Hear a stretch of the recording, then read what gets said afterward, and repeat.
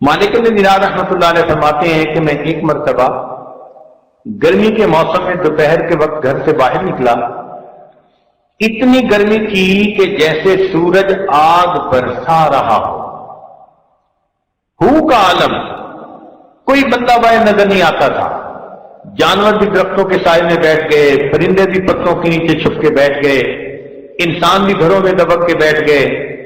مجھے کسی کام کے لیے جانا تھا تو فرماتے ہیں کہ میں گلی میں نکلا تو میں نے دیکھا کہ ایک آدمی جو دونوں ٹانگوں سے معذور ہے وہ زمین پہ بیٹھا ہوا ہے سرینوں کے بل، اور ہاتھوں سے گھسٹ گھسٹ کے آگے چل رہا ہے۔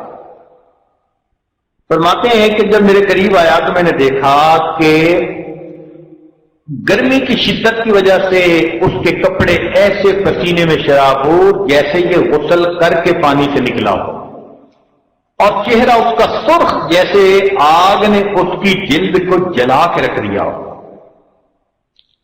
میں نے اس سے سلام دعا کے بعد کہا کہ نوجوان کون ہے؟ اس نے کہا میں فلاں جگہ سے چلا ہوں اور میرا حج پہ جانے کا ارادہ ہے۔ حج کو ابھی بہت وقت باقی تھا۔ میں نے کہا نوجوان تو میرے گھر میں آرام کر لے، شام کو جب ذرا گرمی کم ہوگی تو پھر اپنا سفر شروع کر لینا۔ اس نے کہا مالک ابن دینار آپ تو ٹانگوں سے چلتے ہیں، آسانی سے سفر طے کر لیتے ہیں، میں تو سرین پہ ہاتھوں کے بل گھسٹ گھسٹ کے انچ انچ آگے بڑھتا ہوں، مجھے زیادہ وقت لگتا ہے، تو مجھے ڈر ہے اگر میں نے راستے میں رکنا شروع کر دیا ایسا نہ ہو کہ ادھر ایام حج شروع ہو جائیں اور ادھر میرا سفر ہی ختم نہ ہو تو میں حج سے محروم نہ ہو جاؤں۔ میں نے کہا نوجوان تو میرے گھر آرام کر لے، میں تیرے لیے سواری کا بندوبست کر دیتا ہوں، تو سواری پہ سوار ہو کے جلدی وہاں پہنچ جانا۔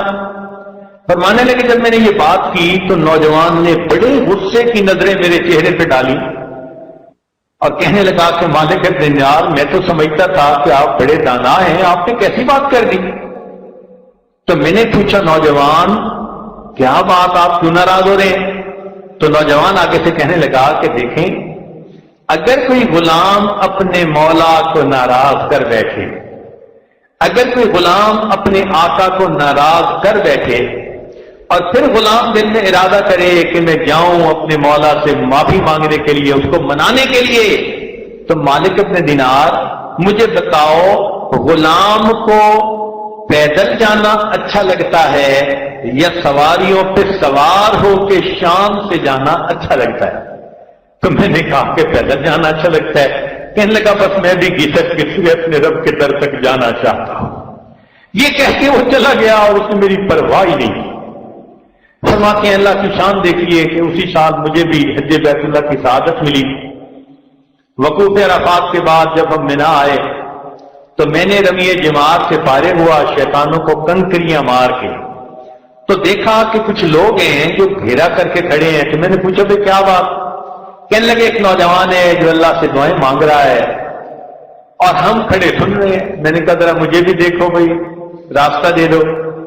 تھوڑا راستہ جو دیا تو میں نے دیکھا وہی نوجوان احرام باندھا ہوا ہے اور ارد گرد سے بے خبر ہے اور اپنے مولا سے اس نے تار جوڑی ہوئی ہے اور اپنے دل کی مناجات اپنے رب کو سنا رہا ہے اور یوں کہہ رہا ہے کہ اے اللہ میں نے تیرے گھر کا طواف بھی کر لیا، اللہ وقوف عرفات بھی کر لیا، اے اللہ میں نے شیطان کو کنکریاں مار کے اپنی بیزاری کا اعلان بھی کر دیا، اللہ اب قربانی کا وقت ہے۔